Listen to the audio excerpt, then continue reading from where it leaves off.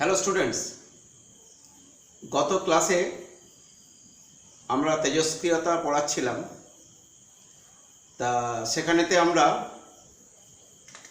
Alpha বিঘটন, beta এবং gamma,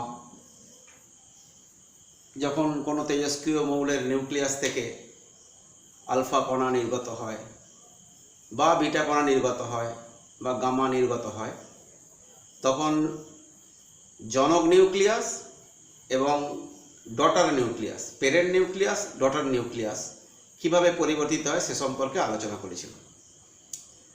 এখন একটা ছোট্ট প্রবলেম নেওয়া যায়। তাহলে আমরা পড়াচ্ছি কিন্তু সেই রেডিও অ্যাক্টিভিটির অবশিষ্ট রেডিও অ্যাক্টিভিটি, তেজস্ক্রিয়তা। তা আমরা ধরো একটা কোনো ইউরেনিয়াম পরমাণু নিলাম। একটা ইউরেনিয়ামের নিউক্লিয়াস 235 92। ধরো একটা আলফা কণা নির্গত হলো, তাহলে পরিবর্তিত নিউক্লিয়াসটা কি হবে? পরিবর্তিত নিউক্লিয়াসটা ধরো একটা U1 হলো, একটা জাস্ট U1 হতে 4 একক কমে যাবে, কারণ হিলিয়াম 4 2, তাহলে ভর সংখ্যা 4 একক কমে গেলে 231, আর এটা হয়ে যাবে 90। এরপর যদি একটা বিটা কণা নির্গত হয়, ধরো U2 হলো, ভর সংখ্যা অপরিবর্তিত থাকবে কিন্তু পারমাণবিক সংখ্যা 1 বেড়ে যাবে। ধরো আরেকটা বিটা কণা নির্গত হলো, তখন কি হবে? ধরো U3 উৎপন্ন হলো, ভর সংখ্যা একই থাকছে, পারমাণবিক সংখ্যা একই থাকছে। তাহলে প্যারেন্ট নিউক্লিয়াস দিস, এটা একটা ডটার নিউক্লিয়াস, এটা একটা ডটার নিউক্লিয়াস, এটা ফাইনালি হলো। তার মানে একটা আলফা কণা বেরোলো, তারপর পরপর দুটো বিটা কণা নির্গত হলো। তাহলে এই নিউক্লিয়াসটা মানে এই পরমাণু আর এই পরমাণুর মধ্যে সম্পর্কটা কি হবে? দেখো, একই পারমাণবিক সংখ্যা কিন্তু ভর সংখ্যা আলাদা। তাহলে এগুলো হচ্ছে আইসোটোপ। ছোট একটা আইসোটোপ, এরা হচ্ছে পরস্পরের আইসোটোপ। অর্থাৎ একটা আলফা কণা এবং পরপর যদি দুটো বিটা কণা নির্গত হয়, তাহলে যে নিউক্লিয়াসটা তৈরি হবে সেটা হবে এর আইসোটোপ। আমরা এইগুলো ছোট ছোট কোয়েশ্চেন থাকে যে আলফা কণা পরমাণুর কোন অংশ থেকে নির্গত হয়, বিটা কণা কোন অংশ থেকে নির্গত হয়, আলফা কণা নির্গত হলে ভর সংখ্যা কত একক কমবে। এগুলো ছোট ছোট কোয়েশ্চেন, কিন্তু কনসেপ্টটা নিলেই আমরা এই প্রশ্নগুলোর উত্তর করতে পারব। এখন আমরা একটা খুব ইন্টারেস্টিং জিনিস বলবো, সেটা হচ্ছে যে একটা ইন্টারেস্টিং জিনিস আমরা আলোচনা করছি, সেটা যে পরমাণুর নিউক্লিয়াসে, একটা পরমাণুর নিউক্লিয়াসে কি থাকে? নিউট্রন আর প্রোটন থাকে। এগুলোকে একত্রে বলা হয় নিউক্লিয়ন। নিউট্রন প্রোটনকে একত্রে বলা হয় নিউক্লিয়ন, এবং একত্রে জোটবদ্ধ অবস্থায় একটা শক্তির দ্বারা তারা পরস্পরের মধ্যে থাকে, একসঙ্গে সংঘবদ্ধ অবস্থায় থাকে। এখন এখানে তো একটা বলবো যে নিউক্লিয় বন্ধন শক্তি, নিউক্লিয় বন্ধন শক্তি, নিউক্লিয় বন্ধন শক্তি। একটি নিউক্লিয়াসের নিউক্লিয়নগুলি, একটি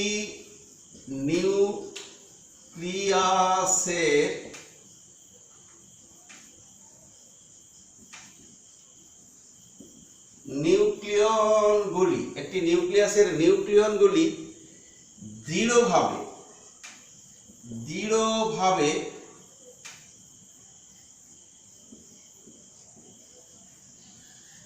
আবদ্ধ হয়ে নিউক্লিয়াস গঠনের সময়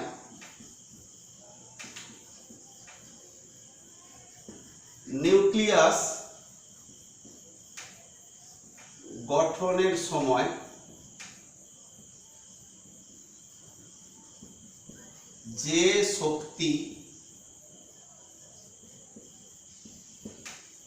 মুক্ত করে তাকে বন্ধন শক্তি বলে। তাহলে আবার একটা বলতে পারি যে বন্ধন শক্তি হচ্ছে যে একটা নিউক্লিয়াসের মধ্যে নিউক্লিয়নগুলিকে পৃথক পৃথকভাবে কণায় স্প্লিট আপ করতে যে শক্তির প্রয়োজন হয় সেটাও বন্ধন শক্তি হিসেবে আমরা হিসাব করতে পারি। এখন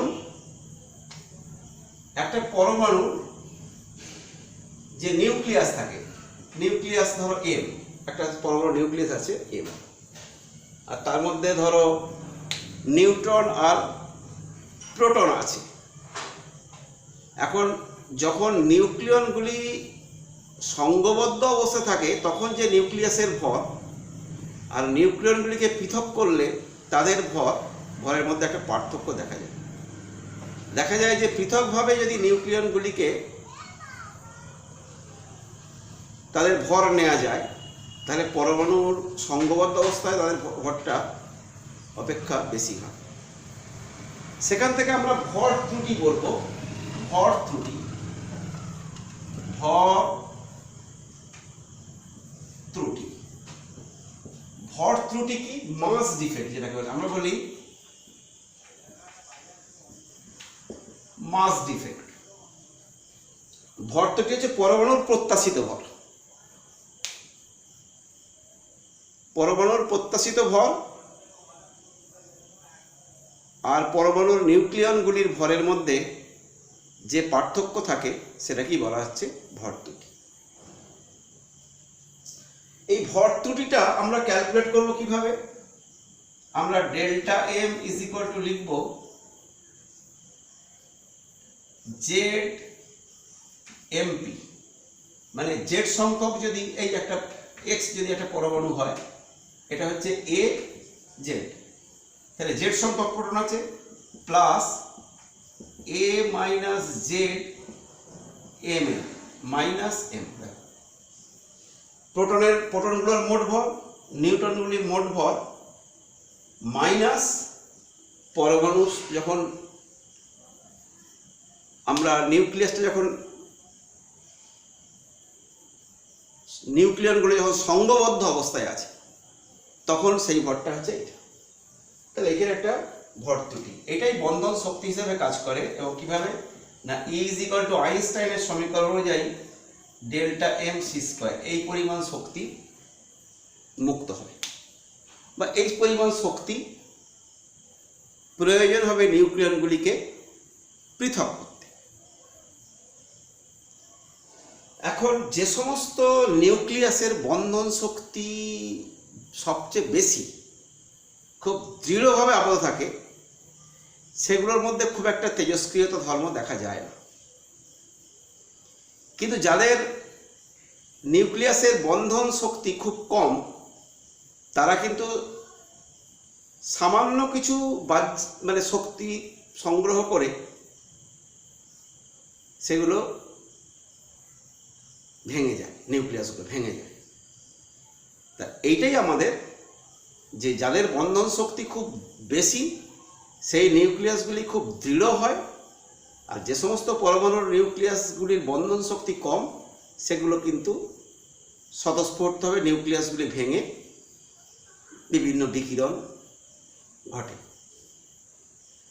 এখন আমাদের এই দুটো নিউক্লিয়াসের মধ্যে একটা পরমাণুর নিউক্লিয়াস, আমরা দুটো বিক্রিয়া, নিউক্লিয় বিক্রিয়ার কথা আমরা জানব, যেটা হচ্ছে একটা হচ্ছে নিউক্লিয় বিভাজন বিক্রিয়া আর একটা হচ্ছে নিউক্লিয় সংযোজন বিক্রিয়া। আমরা নিউক্লিয় বিভাজন কথাটা থেকে আমরা কি বুঝতে পারছি? নিউক্লিয় বিভাজন থেকে আমরা বুঝতে পারছি যে একটা নিউক্লিয়াস ভেঙে দুটো নিউক্লিয়াসে পরিণত হবে, এটা নিউক্লিয় বিভাজন। আর অনেকগুলো নিউক্লিয়াস যুক্ত হয়ে একটা বড় নিউক্লিয়াসে পরিণত হল। তা এই দুরকম বিক্রিয়া আমরা আলোচনা করব। প্রথমেই আমরা নিউক্লিয় সংযোজন, কি বললাম? নিউক্লিয় সংযোজন। নিউক্লিয় সংযোজন বিক্রিয়া, না প্রথমে বলি নিউক্লিয় বিভাজন, প্রথমে বলি নিউক্লিয় বিভাজন। দেখো নিউক্লিয় বিভাজন, ধরো একটা হেভি নিউক্লিয়াস ইউরেনিয়াম 235 নিউট্রন দিয়ে আঘাত করলাম, তাহলে কি হবে? ভর সংখ্যা একটা বেড়ে যাবে, 236 পরিণত হবে। এইবার এই নিউক্লিয়াসটা ভাঙবে, কিসে ভাঙবে? প্রায় সমান ভরের একটা বেরিয়াম 141 এবং ক্রিপ্টন কেআর, ক্রিপ্টন 92 36 92 হয়ে গেছে। এর সঙ্গে 3টে নিউট্রন উৎপন্ন প্লাস 200 MeV শক্তি নির্গত হয়। এই যে বিক্রিয়া, একটা নিউক্লিয়াস, এটা নিউক্লিয়াস, নিউট্রন দিয়ে প্রথমে এই নিউক্লিয়াসটাকে নিউট্রন দিয়ে আঘাত করে এই নিউক্লিয়াসটা পরিণত হলো, এটা বিভাজিত হয়ে দুটি প্রায় সমান ভরের নিউক্লিয়াসে পরিণত হলো, কয়েকটি নিউট্রন উৎপাদন সহ শক্তি মুক্ত হলো। এই রকম নিউক্লিয় বিক্রিয়াকে বলা হচ্ছে নিউক্লিয় বিভাজন বিক্রিয়া। নিউক্লিয় বিভাজন, আমরা আবার বলছি সংজ্ঞাটা, যে নিউক্লিয় বিক্রিয়া একটি ভারী নিউক্লিয়াস বিভাজিত হয়ে প্রায় সমান ভরের দুটি নিউক্লিয়াসে পরিণত হয় এবং কয়েকটি নিউট্রন উৎপাদন সহ প্রচুর পরিমাণে শক্তি মুক্ত করে, সেই বিক্রিয়াকে বলা হচ্ছে নিউক্লিয় বিভাজন বিক্রিয়া। আমরা ভারী মৌলগুলো থেকে যে শক্তি মুক্ত হয়, ইউরেনিয়াম, পোলোনিয়াম, থোরিয়াম, রেডিয়াম, এগুলো কিন্তু এই নিউক্লিয় বিভাজন বিক্রিয়ার দ্বারাতেই কিন্তু শক্তি মুক্ত হয়। নিউক্লিয় বিভাজন বিক্রিয়ার দ্বারাই শক্তি মুক্ত হয়। তাহলে আবার বলছি নিউক্লিয় বিভাজন কাকে বলে, একটু মুখস্থ করতে হবে। যে নিউক্লিয় বিক্রিয়ায় একটি ভারী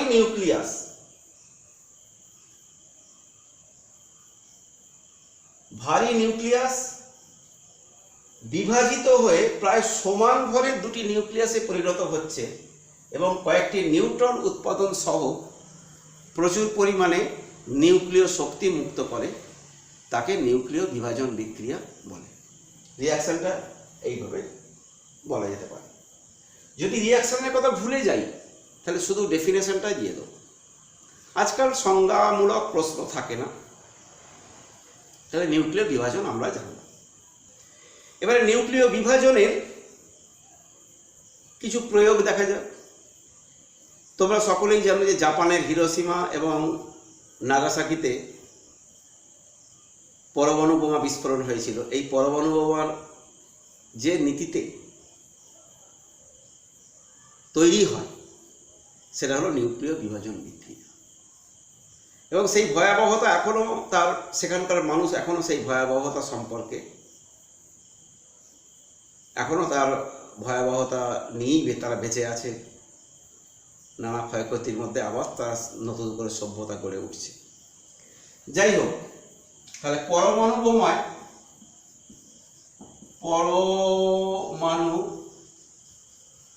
বোমায় নিউক্লিয় বিভাজন বিক্রিয়া সংঘটিত হয়।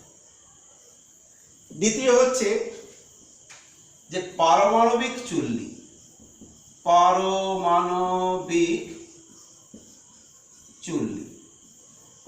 চুল্লিটা যদিও মানব কল্যাণে আমরা ব্যবহার করি, কারণ পারমাণবিক চুল্লিতে ওই ইউরেনিয়াম মৌল থেকে আমরা প্রচুর পরিমাণে তাপশক্তি উৎপন্ন করতে পারি এবং সেই তাপশক্তির সাহায্যে আমরা স্টিম তৈরি করে স্টিম ইঞ্জিন চালিয়ে ঘূর্ণন প্রক্রিয়াকে কাজে লাগিয়ে আমরা জেনারেটরের মাধ্যমে বিদ্যুৎ উৎপাদন করতে পারি। এটা হলো কিন্তু পারমাণবিক চুল্লি। এরও একটা বিপদ রয়েছে, কারণ এগুলো খুব যে কোনো মুহূর্তে দুর্ঘটনা ঘটে গেলে কিন্তু সমূহ ক্ষতি হবে। সেই জন্য পারমাণবিক চুল্লিগুলো খুব মানে লোকালিটি থেকে অনেক দূরে তৈরি করতে হবে, যাতে আর খুব প্রিভেন্টিভ মেজার্স যেগুলো আছে, যে সমস্ত সতর্কতাগুলো অবলম্বন করে আমাদের চলতে হবে। তাহলে পারমাণবিক চুল্লিতে কিন্তু এই নিউক্লিয় বিভাজন বিক্রিয়াকে কাজে লাগানো। আর এই নিউক্লিয় বিভাজন বিক্রিয়াটা একটা শৃঙ্খল বিক্রিয়ার মতো। কীরকম বলছি? চেন রিয়াকশন, শৃঙ্খল বিক্রিয়া। এবং এই শৃঙ্খল বিক্রিয়াটা এমনভাবে ঘটে যে সেটাকে আবার নিয়ন্ত্রণ করার জন্য আমরা নিয়ন্ত্রক বা মডারেটর হিসেবে আমরা ভারী জল ব্যবহার করতে হয়, যাতে বিক্রিয়াটাকে নিয়ন্ত্রণ করা যায়। তা আমরা শৃঙ্খল বিক্রিয়াটা কি জানা যাক। শৃঙ্খল বিক্রিয়া জানতে গেলে আমাদের এই রিয়াকশনটা আমাদের ইম্পর্টেন্ট। কি ধরো ফার্স্ট স্টেপে এটা হচ্ছে প্যারেন্ট নিউক্লিয়াস 236-92। এখান থেকে আমরা কি করছি, এটা একটু নিচে লিখছি, ইউ 236-92। সেখান থেকে আমরা দুটো, এখানে 3টে নিউট্রন উৎপন্ন হলো। নিউট্রন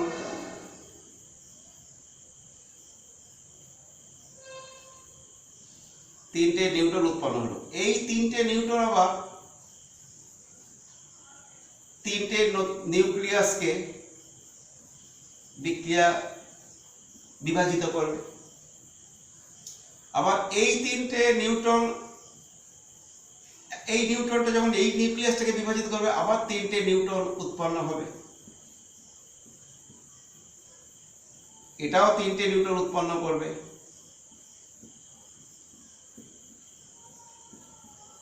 আবার এও 3টে নিউট্রন উৎপন্ন করবে।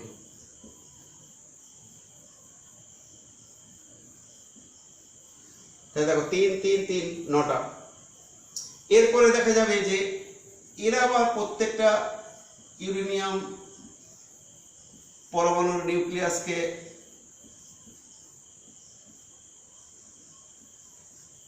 এরা আবার 27টা নিউট্রন উৎপন্ন করবে। 1 2 3টে নিউট্রন উৎপন্ন করলো, এখান থেকে 3টে নিউট্রন উৎপন্ন করলো, আবার 3টে নিউট্রন উৎপন্ন করলো, আবার 3টে নিউট্রন। এইভাবে আমরা 3টে নিউট্রন উৎপন্ন হলো, 3টে আমরা 3টে নিউট্রন উৎপন্ন হয়ে এরকম একটা চেন রিয়াকশন তৈরি হবে। 27টা হলো। তাহলে প্রথমে 3টে হলো, তারপরে 9টা হলো, তারপরে 27, তারপরে 81, এইভাবে চলতে থাকবে। এটাকে বলা হচ্ছে একটা চেন রিয়াকশন।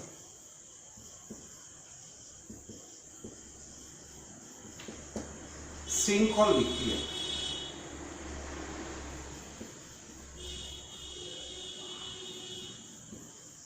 শৃঙ্খল বিক্রিয়া, এই চেন রিয়াকশন চলে। তো এখানে মডারেটর হিসেবে ভারী জল আমরা ব্যবহার করে এই বিক্রিয়াটাকে নিয়ন্ত্রণ করতে পারি আমরা। এই হলো মোটামুটি আমাদের নিউক্লিয় বিভাজন সম্পর্কে একটা প্রাথমিক ধারণা। এবারে আমরা অবশিষ্ট হচ্ছে নিউক্লিয় সংযোজন।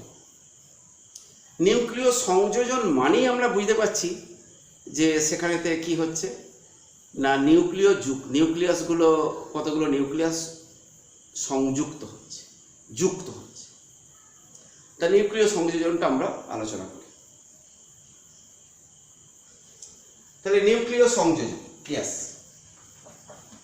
নিউক্লিয় সংযোজন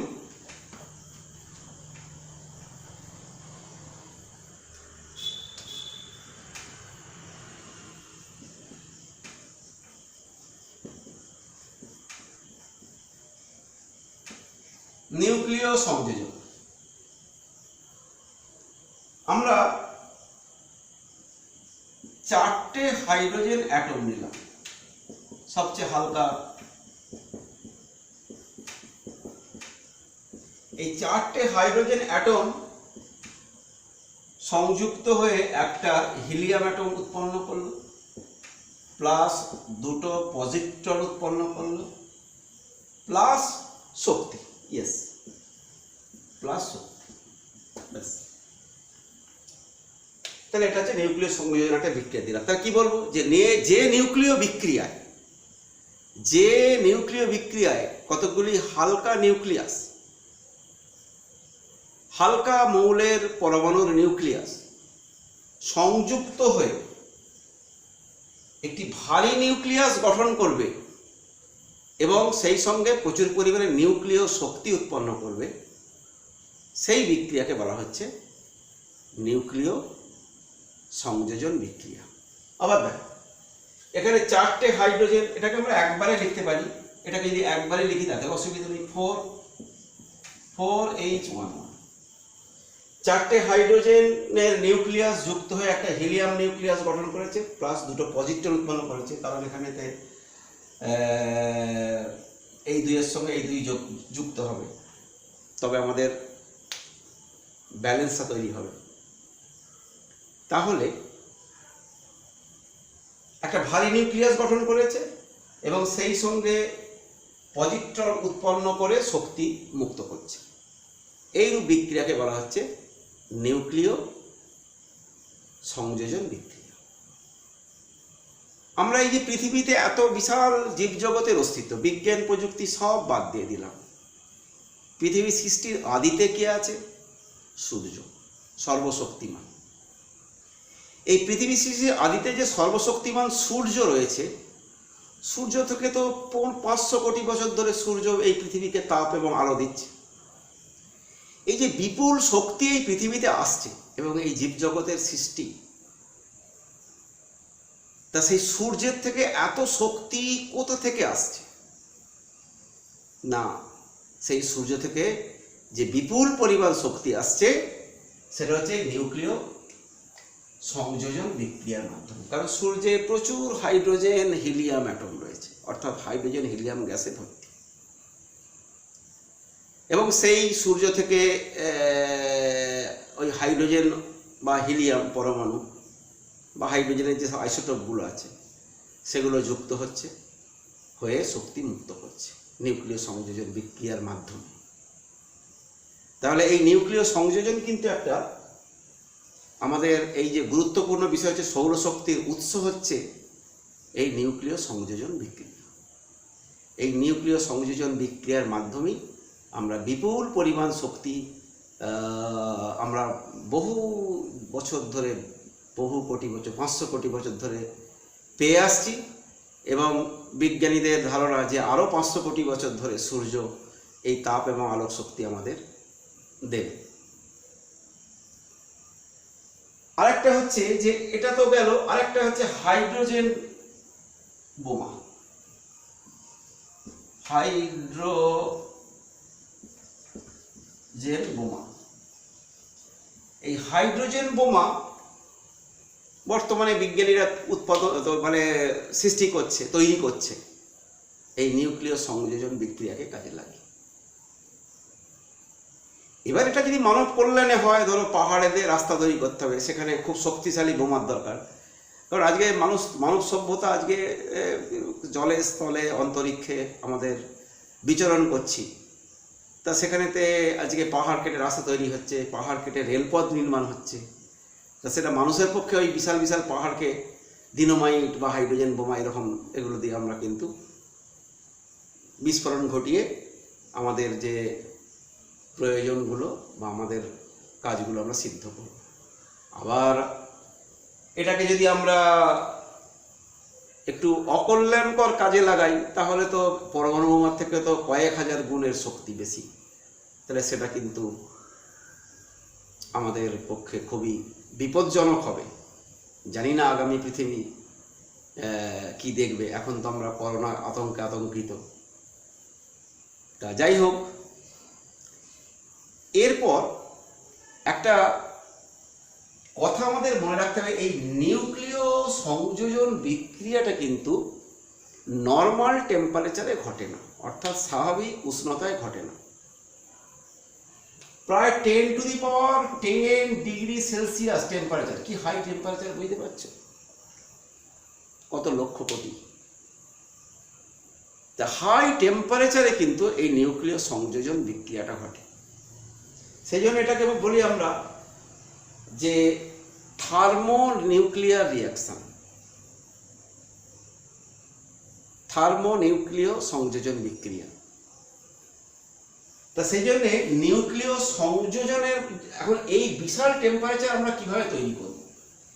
এই বিশাল টেম্পারেচার তৈরি করাটা কিন্তু আমাদের মানুষের পক্ষে প্রায় অসম্ভব। তা সেই জন্যে এই কথাটা লিখছি, নিউক্লিয়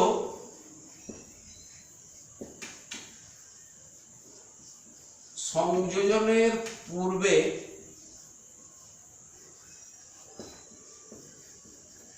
নিউক্লিয়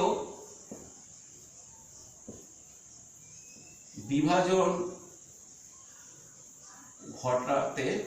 ঘটানো প্রয়োজন। লিখে দিয়েছি ওয়াই। নিউক্লিয় সংযোজনের পূর্বে নিউক্লিয় বিভাজন ঘটাতে হবে কেন? ফার্স্ট নিউক্লিয় বিভাজন ঘটানো হচ্ছে। এই নিউক্লিয় বিভাজন ঘটানোর পরে হিউজ হিট, প্রচুর পরিমাণে তাপশক্তি উৎপন্ন হচ্ছে, প্রচুর পরিমাণে তাপশক্তি উৎপন্ন হচ্ছে। এই তাপশক্তি যখন উৎপন্ন হলো, সেই তাপশক্তির দ্বারা আবার কি হচ্ছে, এই নিউক্লিয় সংযোজন বিক্রিয়াটা ঘটছে, এই নিউক্লিয় সংযোজন বিক্রিয়াটা ঘটছে। এবং আমরা সেই জন্য এটাকে থার্মোনিউক্লিয় সংযোজন বলা হয়। আর এই নিউক্লিয় সংযোজন বা বিভাজন, এখন সংযোজনটা তো আমরা কৃত্রিমভাবে করে হাইড্রোজেন বোমা তৈরি করতে পারি, আর আমাদের নিউক্লিয় বিভাজন বিক্রিয়াটা কিন্তু মোরলেস আমাদের পৃথিবীর প্রায় সমস্ত দেশে, বিশেষ করে উন্নত দেশগুলো, এমনকি ভারতবর্ষ পিছিয়ে নেই, আমাদের দেশেও কিছু নিউক্লিয়ার রিঅ্যাক্টর তৈরি হয়েছে, আগামী দিনে হয়তো তৈরি হবে। তা এই নিউক্লিয়ার রিঅ্যাক্টর তৈরি করার সময় আমাদের কতগুলো এই সমস্ত তেজস্ক্রিয় পদার্থগুলো ব্যবহারের ক্ষেত্রে আমরা তো এগুলো তো ইট ইজ নট মানে freely available in the market. Uranium অ্যাটমগুলো আমাদের দেশেতে ভাবা পরমাণু গবেষণা কেন্দ্র রয়েছে, সেখানেতে ইউরেনিয়াম বা ওই প্লুটোনিয়াম এই ধরনের যে সমস্ত ইউরেনিয়ামাত্মক মৌল আমরা উৎপন্ন করছি। তা সেখানেতে আমরা যে ওখানেতেই আমাদের সীমাবদ্ধ, এবং সেটা ওয়েল প্রোটেক্টেড প্লেস। সেখানেতে সাধারণভাবে জনবসতি থেকে দূরে এবং সমস্ত রকমের প্রোটেকশান নিয়ে আমাদের এই ধরনের একটা প্ল্যান্টগুলো তৈরি করতে হয়, নিউক্লিয়ার রিঅ্যাক্টর প্ল্যান্ট। এই প্ল্যান্টগুলো তৈরি করে আমরা মানব কল্যাণের কাজে ব্যবহার করছি। তবুও কিন্তু চেরনোবিল যে একটা দুর্ঘটনা ঘটেছিল, জাপানে কিছুদিন আগে একটা দুর্ঘটনা ঘটেছিল, এই দুর্ঘটনাগুলো কিন্তু ঘটছে, মাঝে মধ্যেই ঘটছে। তা সে সম্পর্কে আমাদের আরও সতর্ক হতে হবে। তা যাই হোক, এগুলো সাধারণভাবে এর কিছু সাইড এফেক্ট থাকে, এগুলো আমাদের কোষকে নষ্ট করতে পারে, তারপরেতে আমাদের জেনেটিক ডিসঅর্ডার তৈরি করতে পারে, জিনগত বৈশিষ্ট্যের ত্রুটি আনতে পারে, যার ফলে দেখা যাচ্ছে এখনও আমাদের দেশে একটা ভোপাল গ্যাস দুর্ঘটনা ঘটেছিল ইউনিয়ন কার্বাইডের। তা সেখানেতে কিন্তু এখনও স্বাভাবিক অবস্থা, সেটা প্রায় অন্ততপক্ষে প্রায় 40 বছর আগে ঘটেছিল, মনে হয় সম্ভবত 1984 সালে। তা তার ভয়াবহতা আমরা জানতে পারছি। আর যেটা জাপানের যে হিরোশিমা নাগাসাকিতে যে পারমাণবিক বিস্ফোরণ ঘটানো হয়েছিল, সেখানেতে এখনও পর্যন্ত এর ভয়াবহতাটা এখনও কিন্তু থেকে গেছে। তা যাই হোক, আমাদের তেজস্ক্রিয়তা সম্পর্কে, যদিও এর আবিষ্কার বেশি দিনের নয়, ধরে নিতে পারি 100 বছর আগে তেজস্ক্রিয়তা আবিষ্কার হয়েছে, মোর অর লেস 120 বছর। এবং তার মধ্যেই আমরা কি বলবো, যে কয়েকটা বিধ্বংসী ঘটনা আমাদের মনে করিয়ে দেয়। সেই জন্য এগুলো ব্যবহার করার ক্ষেত্রে সতর্কতা প্রয়োজন।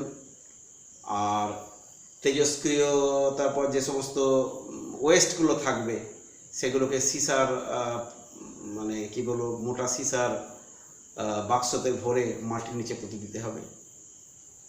এবং নিউক্লিয়ার পাওয়ার প্ল্যান্ট যেগুলো আছে সেখানেতে যতটা সতর্কতা অবলম্বন করা প্রয়োজন সেগুলো করতে হবে। করলে আমাদের এই পৃথিবীতে হয়তো দেখা যাবে যে আগামী দিনের শক্তির যে চাহিদা রয়েছে, উত্তরোত্তর চাহিদা বৃদ্ধি পাচ্ছে, সেগুলো আমরা খানিকটা মিট আপ করতে পারবো। তাহলে আমাদের বিষয়গুলো যে পরমাণু নিউক্লিয়াস এবং নিউক্লিয়াস সম্পর্কিত যে তেজস্ক্রিয়তা, সেই তেজস্ক্রিয়তা সম্পর্কে একটা বিস্তারিত আলোচনা হলো। আজকে এই পর্যন্তই। Thank you very much.